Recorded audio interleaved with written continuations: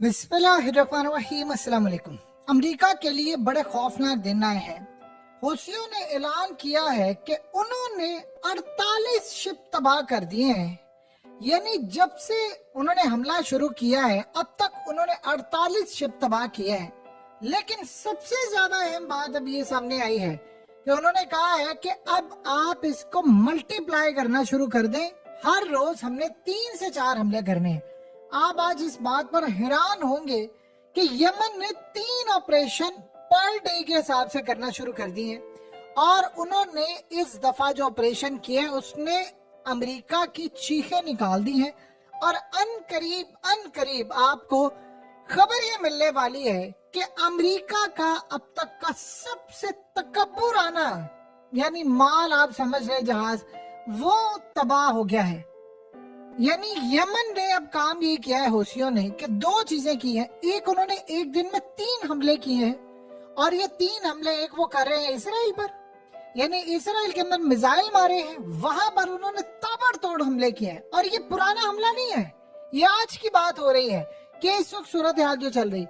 एक, उन्होंने इसराइल के ऊपर मिसाइलों की बारिश की, बरतानिया का शिप उड़ा दिया और अमेरिका के डिस्ट्रॉयर पर उन्होंने हमला किया जिसमें ड्रोन्स मारे, मिसाइल मारे। ये असल में उस लेवल का कामयाब हमला जब होगा अमेरिका के डिस्ट्रॉयर पर। देखिए पहले मामला था डिफरेंट, पहले सूरत हाल हो रही थी अलग। अब वो हमला कर रहे हैं अमेरिका की नेवी को खत्म करने के लिए। यानी अब उनको इस बात की कतई कोई परवाह नहीं है कि अमेरिका के पास क्या है क्या नहीं। वो असल में अमेरिका का जो नेवी का सारा निजाम है उसको दरम बरम कर रहे हैं। और इस सूरत हाल में अब उन्होंने टारगेट करना शुरू कर दिया डिस्ट्रॉयर। देखिए आप अगर डिस्ट्रॉयर तबाह कर देंगे तो अमेरिका की नेवी तो खत्म है। अमेरिका ने कहा है कि इंतहाई अफसोस के साथ कहना पड़ रहा है कि यमन अब नए से नए हथियार इस्तेमाल कर रहा है। ये नए ड्रोन्स लेकर आ रहे हैं, ये समंदर से हमला कर रहे हैं, फिजा से हमला कर रहे हैं।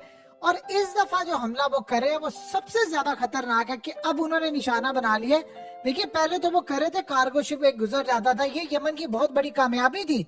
आप सोचिए 48 जहाज उन्होंने तबाह कर दिया। 48 जहाज, ये कोई छोटी बात है कि आपने इतना तबाह कर दिया पूरे वर्ल्ड को हिलाकर। अब ये करने जा रहे हैं पूरे का पूरा बाबुल मंदब जिसको हम कहते हैं रेड सी, आगे पीछे सारा टोटली ब्लॉक करने जा रहे हैं।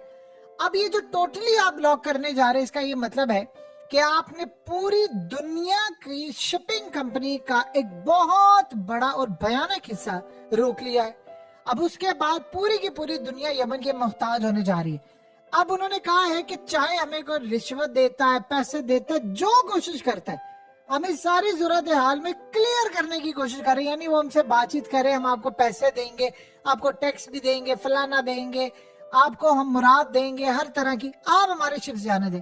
उन्होंने कहा कि हमारा एक ही फैसला है, अब फलस्तीन की जो लड़ाई है वो खत्म होगी तो ये यहाँ पर हमले खत्म होंगे। और इजराइल ने कह दिया है कि हमने तो फलस्तीन को सफाई से मिटाना है। तो इसका मतलब है कि दुनिया परमानेंट जंग के लिए तैयार रहे। और इस दफा यमन ने कहा है कि हमने इतने ड्रोन्स मारने हैं, हमने अमेरिका को अब यहाँ पर टिकने नहीं देना। अब जो हमला वो कर रहे हैं वो नई से नई टेक्नोलॉजी का कर रहे हैं। दूसरी जानिब आप देखिए कि अमेरिका के ऊपर अचानक से हमले शुरू हो गए हर तरफ से। ये इतनी बड़ी प्लानिंग है कि अमेरिका की इंटेलिजेंस एजेंसियां इसको सही तरह रीड नहीं कर पाई। सबसे बड़ी बात यह है कि प्लान ये हुआ है कि अमेरिका को चारों तरफ से घेरना है। यानी अभी तक अमेरिका आप देखें तो वो लोगों के मुल्कों में जाकर हमला करता है, यानी अफगानिस्तान में, यमन में इजराइल को हथियार दिए। अब हो ये रहा है कि चारों तरफ से हमला। एक तो अमेरिका के अंदर साइबर हमले शुरू हो गए। कल जो सूरत हाल पैदा हुई थी जिसमें उनके मोबाइल सिग्नल सारे के सारे जैम हो गए थे। यानी अमेरिका के लिए अब तक का ये सबसे बड़ा झटका है जब से अमेरिका का 200-250 साल का कयाम है कि उसकी पूरी टेक्नोलॉजी अब या तो चाइना के हाथ में है या फिर रूस के हाथ में।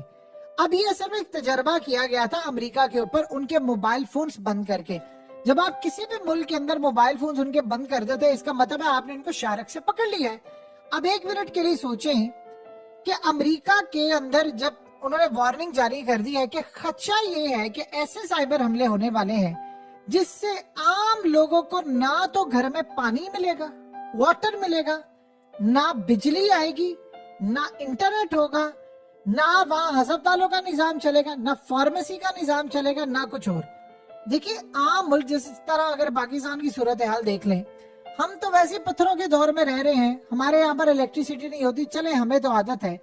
आप सोचे जरा, जिन मुल्कों में एक सेकंड के लिए बिजली नहीं जाती, वहां पूरा अमेरिका अंधेरे में डूब जाए ईएमपी हमले के बाद, आप एक मिनट के लिए सोचे पूरे मुल्क का इंटरनेट बंद हो जाए।